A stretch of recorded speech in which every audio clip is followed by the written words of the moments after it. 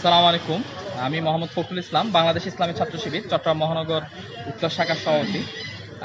প্রিয় ভিউয়ার্স, আপনাদের উদ্দেশ্যে বলছি, আমি আজকে বিকাল 4টার দিকে, 4টার পরে যথাসম্ভব 5টার দিকে, আসরের নামাজের আগে পরে আমি জানতে পারি চট্টগ্রামে একটা চট্টগ্রাম কলেজে নয়, কলেজের আশেপাশে একটা ঘটনা ঘটে। সেই ঘটনা নিয়ে চট্টগ্রাম ডিসি সাউথ স্যার আমাকে কল দিচ্ছেন, ওনার সাথে আমার কথা হয়েছে। উনি নিজেও জানে আমি ঢাকায় অবস্থান করতেছি এবং উনি এটা আগে থেকেই জানতো আমি ঢাকাতে আছি। ওনার সাথে তখন কথা অবস্থায় আমি বলছি, ভাই আমি ঢাকাতে আছি। তো আমি ঢাকাতে থাকা অবস্থায় কিভাবে চট্টগ্রামে একটা হামলার সাথে অংশগ্রহণ করে আমাদের বন্ধুপ্রীতম সংগঠন ছাত্রদলের ভাইদের সাথে হয়তো বা কারোর সাথে কোনো সংঘাত হয়েছে।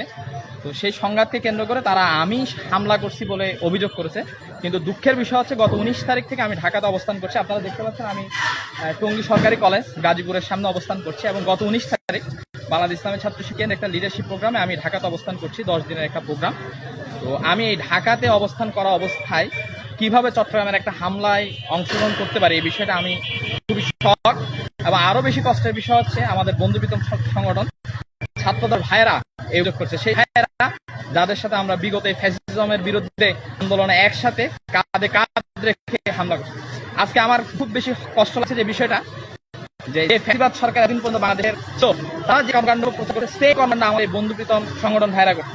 কারাগারে থেকেও আমাদের ভাইয়েরা মামলা আসামি হয়েছে। আজকে আমার সেই চিত্র স্মরণ হচ্ছে, আমি ঢাকাতে থেকেও এমন একটা ঘটনার সাথে সম্পৃক্ত বলে তারা অভিযোগ করছে। এটা খুবই হতাশার, খুবই দুঃখের। আমাদের বন্ধুত্ব সংগঠন থেকে আমরা এমনটা আশা করি নাই।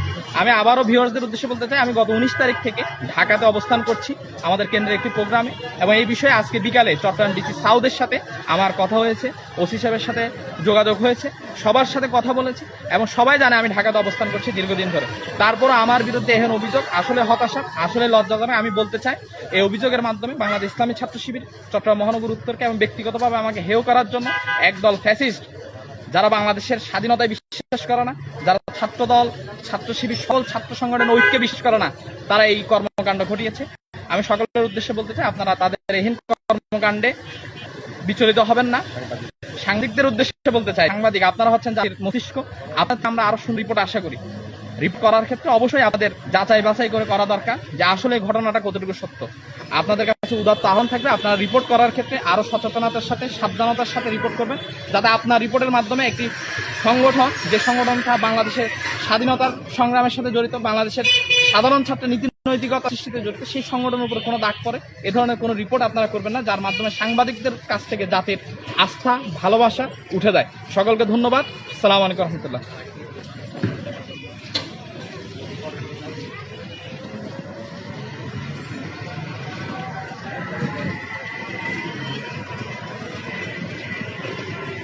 Karena